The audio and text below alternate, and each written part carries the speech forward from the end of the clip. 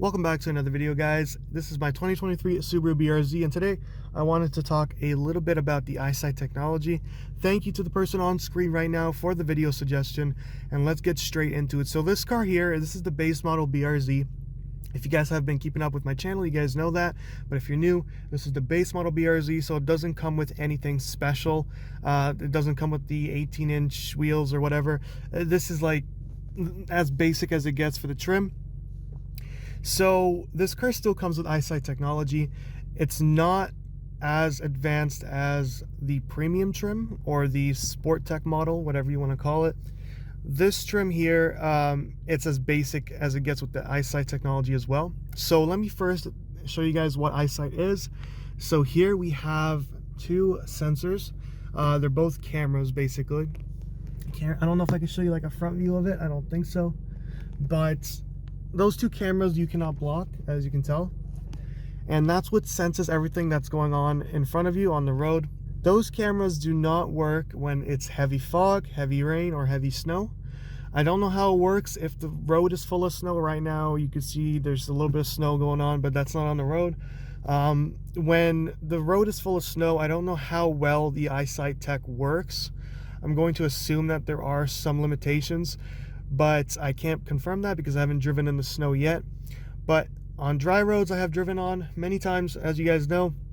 I've driven in the rain, I've driven in the fog. That's how I know that it doesn't work in the fog. And I want to talk a little bit about the options here and what the car does at specific times. So first of all, on the steering wheel here, we do have adaptive cruise control, and we also have, I'm not too sure what this button does exactly yet, but I'm assuming it adapts to the road and to the cars in front of you, because eyesight does have that technology where it kind of keeps a proper speed with the vehicles in front of you. So I think maybe that's what it does. And maybe it also keeps you on the lane. I'm not too sure about that. I don't think there is lane assist. My wife's Kona has lane assist, where if you accidentally get too close to the line, the car will automatically steer back in, like in the middle of the lane, and it will correct itself. This car doesn't have that option. I'm almost 100% certain, because it never happened to me. But one thing that did happen to me is pre-collision braking. So first I'm going to read off the list here and tell you guys about it, and then I'm going to talk about the first option. So we have pre-collision braking, lane departure warning, cruise control acceleration characteristics, lead vehicle acquisition sound, lead vehicle moving monitor, and select drive on left drive on right. So the last one, it's country based. I don't think you have to touch that. Yeah, so it just depends on which lane you're driving in. You don't have to touch that from factory. It should be set up properly. But if it's not, of course, go ahead and do so. So the first option here, pre-collision braking, I've had some experience with this. I would say 3 times, and a couple times where it almost kicked in, and honestly it scared the shit out of me. Let me explain why. So pre-collision braking, the first time I got the car, I was driving to work. I only had, that was before my first video on this car. So I was driving to work, and pre-collision braking decided to turn on. A car in front of me, well, I was going maybe 20, I want to say, maybe 25 kilometers an hour, and so were they. And they decided to brake. Now, I was obviously ready because I was trying to take a right turn on the, at the intersection. So I was ready. I was already pressing the brakes slightly. They pressed it a little bit harder than I did. And because of that, this kicked in and it braked for me. It was braking a bit too hard, and it scared the life out of me. I personally, after that moment, I said to myself that I hate the pre-collision braking system. I'm not hating it anymore. I mean, the other times it almost happened was scary, because the cars in front of me were taking a left turn, but they were too slow getting out of the lane, and I was about to dodge them, and then this wanted to kick in. Okay, it was beeping, and it was showing me that the car in front of me is stopping. It almost started braking, and at those times I'm driving normal road speed, so 50 kilometers to 60 here in Canada, and it wanted to brake, but luckily it didn't, and I'm glad it didn't, because that would not turn out well. So I'm not too sure about the pre-collision system, whether I like it or not, but I definitely don't hate it anymore. But I don't know, I still keep it on, as you guys can see right here. I keep it on just in case, but again, like, I do not rely on that whatsoever. It's just there just in case, I guess. Now, talking about the lane departure warning. So lane departure warning is, basic. If you're trying to leave a lane or your car is moving out of the lane without signaling, your car will start beeping and telling you that, hey, you're departing from the lane that you are in. And that's basically it. The thing is, I don't mind that, because when I'm dodging potholes, it tells me how close I am to that line, which is completely fine. However, keep in mind that this does not work if the car is going too slow. So I think in one of my my last POV video, I was driving maybe 20, changing lanes, and it did not give me a lane departure warning. You guys most likely didn't see the road there, but I was trying to activate it on purpose, and I was wanting to show you guys the lane departure system, but unfortunately it did not capture the road, and it also did not turn on at the time. But as soon as I was going 50 and I was dodging potholes on the road, it did kick in. So it's good to have on because it lets you know what's going on. Cruise control acceleration characteristics in the option settings here, I have no idea what it does. I think from my understanding, and especially when I click, there is an information system here. Cruise control acceleration characteristics adapts to the acceleration in cruise control. So I guess it's how strong you want it to be to adapt to what's happening on the road. So there's like 4 different settings here. We got eco, comfort, standard, and dynamic.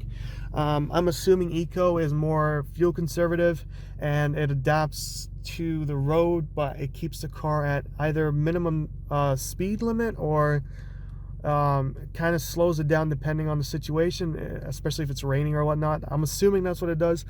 And then of course, comfort, standard, dynamic. It's basically how aggressive you want it to be. So I'm not really too into cruise control, I'll be honest with you guys. I don't use it. I've tested it a couple times for fun. It's cool, but I really don't care for it. I'd rather have my foot on the pedals at all times, and I'd rather be the one controlling the speed personally, so I don't use that. But let's move on to the rest here.